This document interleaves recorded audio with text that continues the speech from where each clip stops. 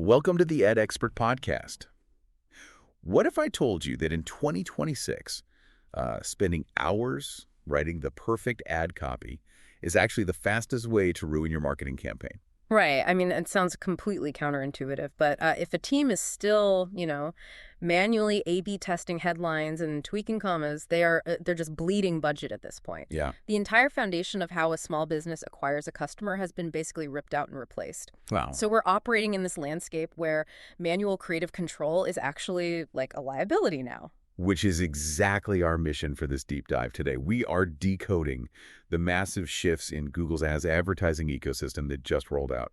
Because the goal is simple, right? We want to separate the winners from those left behind in the small business market. Exactly. And our map for this terrain comes from two really vital places. First, we have Sam Ashrafish's detailed August 2026 strategy guide. And second, the live operational playbook from Ad Expert, which is an online marketing and web development agency that has been in the trenches for over a decade. Yeah, and to contextualize why that ad expert data is so critical for us, we really have to look at their footprint. Okay. They're a Los Angeles-based agency, and they're utilizing heavily automated AI, live tracking, and rapid A/B testing to drive local marketing. Oh, local, so not just broad national campaigns. Right, local. They're handling areas from like Woodland Hills and Calabasas to Burbank and Van Nuys. That's a super competitive market. Oh, incredibly competitive. And that highly specific localized focus is the crucible right now. Because if you're trying to reach a customer in your specific neighborhood today, the rules of engagement have completely shifted underneath you. Okay, let's unpack this. To understand how to market locally, we first have to understand the mechanics of how customers are actually searching right now. Right.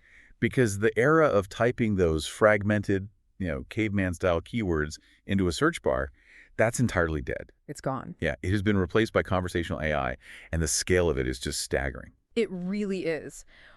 We're looking at a permanent shift to conversational discovery ads and AI mode search. And this currently impacts over 1 billion users globally. A billion. Over a billion, yeah. The underlying mechanism here is that large language models no longer just match text strings. They parse complex semantic intent. I see. So it's not just word matching anymore. Exactly. A user isn't typing, dog grooming near me anymore. They pull up Google and ask, where can I get my dog groomed today without making an appointment? Oh, wow. Right. The query isn't a command. It is a highly specific parameter set. It's like comparing the old keyword search to sending a rigid, clunky telegraph. Yeah. Right? Like need, Yeah. dog, wash, stop. Yes. Whereas the new AI mode search is like having a therapy session with Google where you just explain all your specific problems and, expect a tailored solution on a silver platter. The therapy analogy actually hits the nail on the head because it dictates how the ads themselves must function now. The ads have to be the therapist. Oh, I like that. Yeah, they must address those specific, nuanced pain points directly and instantaneously. It's no longer sufficient for a business name to simply appear at the top of a list. Just having your name there doesn't cut it. Not at all. Brands have to utilize the new highlighted answers format to compete directly alongside organic results. They have to answer the user's complex question in real time, right within the search interface. But the bar to clear for that visibility, it's got to be incredibly high now, right? It's brutal. To even get pulled into these AI answers, a brand already needs to be ranking in the top 3 organic results. Wait, really? Top 3? Top 3. You have to provide unique insights to build those EEAT signals. The experience, expertise, authoritativeness, and trustworthiness. Exactly. The dividing line between SEO and paid advertising has basically dissolved. So you can't just buy your way out of a bad website anymore. No, that loophole is closed. Previously, a brand could compensate for a mediocre website or weak organic authority simply by outbidding the competition. Right, just throw money at it. But the AI synthesizes multiple sources to generate a cohesive answer for the user now. If a brand isn't cited across the web as an authoritative source, their ad visibility just plummets, regardless of their bid cap. Wow. Yeah, the algorithm just refuses to serve a high-paying ad if it contradicts the organic consensus of what is trustworthy. Okay, let me push back on this for a second. If customers are constantly asking these hyper-specific, therapy questions, how can a small business possibly keep up? Wow. I mean, a boutique in Sherman Oaks or a local plumber in Van Nuys, they cannot sit around writing 1,000 different ad variations a day to match every unique conversational query. No, they cannot. And more importantly, they're no longer permitted to try. Oh, okay. This is where we get to Gemini AI ad generation and AI-powered shopping ads. The small business no longer writes the ads. They just don't do it at all. Right. They upload their product catalog, they define their target customer parameters, and Gemini takes over the entire creative suite. That's wild. It builds dozens, sometimes hundreds, of ad variations automatically. It optimizes product selection, the pricing displays, and the creative elements dynamically for every single impression based on the user's specific conversational query. The acceleration here is wild. I mean, Yeah. looking at the ad expert playbook, this process reduces creative bottlenecks by weeks. Oh, absolutely. It turns a typical 3-week grind of, design, client approval, and launch into a 3-day turnaround. Yeah. That is a 75% faster decision-making process just by letting the machine do the heavy lifting. And the performance data justifies handing over the keys, too. The pilots for AI Max search campaigns, which they basically operate as the search counterpart to Performance Max, they delivered 27% more conversions on average. 27%, that is a huge jump. It is. And the mechanism driving that increase is predictive customer lifetime value, or CLV. Okay, so it's not just looking for a quick sale. Right. The algorithm isn't just looking for cheap, immediate conversion. It evaluates the user's historical data and search behavior to predict their long-term value. Oh, I see. And then it automatically increases the bid intensity for audiences it mathematically knows will return and buy again. But wait, if Gemini is automatically generating all these variations for everyone, for you, for your competitor, for the business 2 towns over, doesn't the internet just devolve into a blur of the exact same AI-generated noise? That's the risk, yeah. Like, if we aren't writing the ads, how does a brand actually stand out? By understanding that creative writing has been replaced by data curation. Data curation. Yeah. The catch to all this automation is the age-old concept of garbage in, garbage out. The algorithm is utterly unforgiving regarding product data feeds and structural assets. Unforgiving how? Like, what triggers a penalty? Well, a single missing image angle, an incomplete product description, or even a microscopic discrepancy in pricing triggers automatic suppression from the algorithm. Wait, really? Just a missing angle of a photo? Yes, because the AI cannot synthesize a compelling answer or generate a hyper-specific ad if the foundational data is missing. That makes sense. So, to stand out from the AI noise, a brand's inputs must be flawless.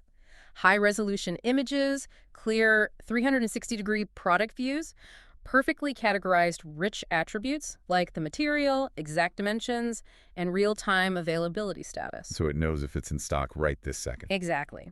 If a data feed is messy, Gemini cannot construct the ad, and the brand is essentially shadow banned, while a competitor with perfectly clean data takes the impression. Man, okay, here's where it gets really interesting. Once the AI actually parses the clean data and matches the right customer to the perfect dynamically generated ad, the next step is capturing that lead before they bounce. Yes, the capture is critical. Because Google has fundamentally altered the friction of the checkout and inquiry process, right? They have. The friction has been essentially eliminated through tools like the Business Agent for Leads chat. Tell me about that. So Google introduced an AI chatbot that handles initial customer inquiries directly on the search results page. When a customer messages a business through Google, this agent intercepts and responds instantly. Like instantly. Milliseconds. It qualifies the lead by autonomously asking about budget constraints, project timelines, and decision-making authority. Wow, it acts like a whole SDR team. Exactly. And then it routes the qualified warm prospects straight to a team's Slack channel or email CRM. And the massive shift here that every small business needs to internalize, right? Response time and service quality are now direct Google ranking signals. Yes. Brands that follow up on those routed leads in minutes will literally outrank those that take hours. Now, the operational guide notes this is specifically recommended for businesses handling over 20 inquiries daily. But I mean, the implication for how the algorithm values speed is enormous. Google is actively rewarding businesses that keep the user within a frictionless ecosystem. And this philosophy extends far beyond lead generation into direct e-commerce through the Universal Commerce Protocol, or UCP. I want to dig into UCP because native checkout integration feels like a monumental shift for local retail. Oh, it changes the entire architecture of an online sale. Customers now buy directly within Google Aura's infrastructure. Without leaving. Right. Imagine a user scrolling a YouTube short on their commute. They see an AI-powered shopping ad for a jacket. They tap the ad, a native overlay appears where they select their size and color, and they complete the purchase using Google Pay. while the video is still playing. Yes, all without the video ever stopping in the background. They are never routed away to a custom Shopify or WooCommerce flow. It's just a unified, instantaneous commerce layer functioning across Google Shopping, YouTube, and Gmail. Okay, wait. If everything from the initial customer service chat to the actual credit card swipe happens entirely on Google's servers, does a small business's actual website even matter anymore? Like, are we just feeding a Google-owned marketplace? That is the defining existential question for marketers right now. Right. The answer is that your website matters immensely, but its function has shifted. It is no longer just a digital storefront. It's the ultimate validation engine for the AI. Validation engine. Yeah. And this brings us directly to the guardrails businesses must establish, starting with landing page relevance and quality score. So even though Google is trying to handle the chat and checkout natively, small businesses still have to feed the machine the right localized data and set strict boundaries, or else the AI will just drain their budget into the abyss. Precisely. Google's quality score still relentlessly demands exact keyword to landing page alignment. Okay. If a customer does click through to your site, perhaps from a top-of-funnel brand awareness campaign or to read deeper technical specs, your page load times must be under 2 seconds. Under 2 seconds is razor thin. It is the absolute ceiling in 2026. The algorithm measures bounce rates in milliseconds. Jeez. Yeah, if the page stutters, the user abandons it, Google's systems register a poor user experience, and your quality score tanks. And when the quality score tanks, everything gets more expensive. Yes. The strategy guide provides a very clear diagnostic metric, actually. If your CPC drifts 30% above industry benchmarks, quality score is almost certainly the culprit. And just to ground those benchmarks for the listener, the guide points out that local services are generally seeing CPCs around $1 to $3, while B2B SaaS campaigns sit in the $15 to $50 plus range. Right. So if you are, say, a local roofer in Tarzana, and you are suddenly paying $5 or $6 a click, something is fundamentally broken with your landing page relevance or speed. Exactly. Auditing those landing pages resolves 70% of quality score problems without a marketer ever having to manually adjust a bid cap. That's a huge tip. It is. But optimized landing pages are just the visible layer of the data foundation. The critical, non-negotiable guardrail every business must build is a first-party data foundation. Right, because third-party cookies are officially dead. Like the runway is gone. Completely gone. Businesses have a 5-month timeline to implement this new foundation using Google Tag Gateway, which represents the shift to server-side tagging. Can you break down server-side tagging a bit? Sure. So for years, digital marketing relied on client-side tracking, just scattering pixels all over a website's code. Right, you put the Facebook pixel or Google pixel on the site and call it a day. Right. But browsers now block those third-party cookies, and iOS updates strip tracking parameters from URLs. Yeah, the Apple updates were huge for that. Huge. The pixel might fire when a user buys something, but the browser intercepts and kills the signal before Google ever sees it. So the AI assumes the ad failed, even when it actually drove a sale. Exactly. The AI optimizes away from your most profitable campaigns because it is flying blind. Server-side tagging bypasses the browser entirely. Okay. A server-side container securely collects the data on your own server and then routes it directly to Google's server. It is a secure, unblockable pipeline. The payoff for that pipeline is massive, too. Looking at the playbook data, implementing server-side tagging catches 15% to 30% more conversions that were previously being lost to browser friction. That's up to a third of your revenue that you just weren't tracking. Which changes all the ROI math. Exactly. And when the system actually captures those conversions, marketers can utilize Meridian attribution modeling to make sense of the data. Meridian, right. Meridian fundamentally alters budget allocation because it credits the entire customer journey rather than just the last click. So if someone watched a video a month ago, it knows. Yes. It reveals how an early-stage brand awareness touchpoint, like an educational blog post or an organic video, actually drove the ultimate native checkout sale weeks later. It is vital, but it also brings up a massive operational challenge. I mean, how does a team actually manage the dashboard day-to-day with all this automated power? Because Sam Akrafi's guide highlights a massive glowing red trap right in the center of the Google Ads interface. Yes. The Google Recommendations tab? Yes. Accepting every automated Google recommendation blindly sounds a bit like letting a car salesman dictate your family's monthly budget. Like you might get a really fast ride, but you'll run out of gas before you even get out of the neighborhood. It is a devastating trap for the uninitiated. The dashboard constantly suggests dozens of automated optimizations that supposedly raise an account's optimization score. Right, they gamify it. Exactly. It will recommend expanding geographic targeting, raising bid caps, or broadening match types. But the AI's primary directive in that tab is budget utilization. It just wants you to spend. Exactly. Your goal is profitable lead generation. Those two directives are often in direct conflict. The strategy guide is crystal clear on this. You must test any automated recommendations on only 10% of your budget for 2 weeks. You never ever hit apply all. Never. And this caution ties directly into the absolute necessity of building negative keyword lists, which the source notes should take up a full 20% of your initial campaign setup time. Yeah, 20% of your time just telling it what not to do. Right. The mechanics of why negative keywords are so vital now comes back to the AI's semantic matching.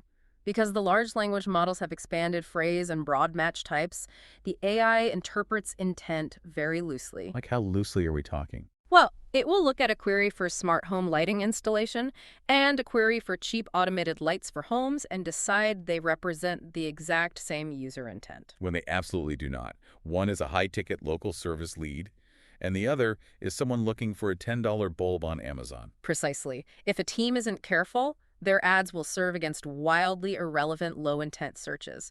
For every exact match target, a marketer must actively identify close variant negatives and exclude them. It's like putting up guardrails. You are essentially building heavy steel fences around the AI.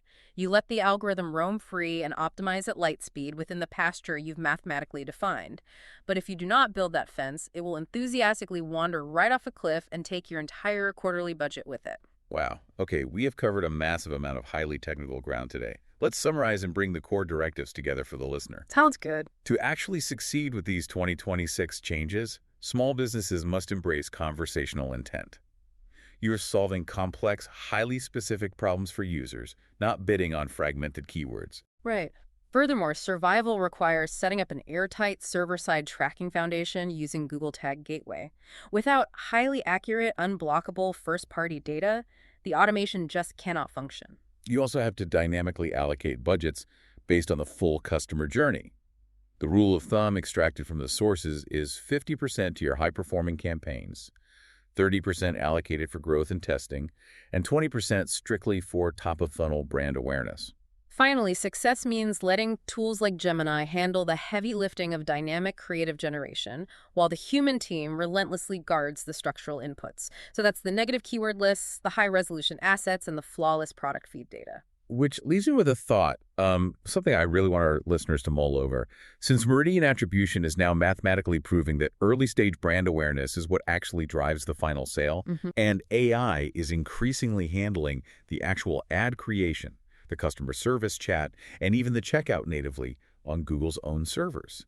Will the most successful small businesses of the future stop acting like traditional marketers entirely and instead function purely as high-quality data curators and customer service educators just to feed Google's hungry AI? It's a fascinating thought. The entire paradigm has flipped. It really has. Thanks for joining us. Keep asking questions, and we'll see you on the next Deep Dive.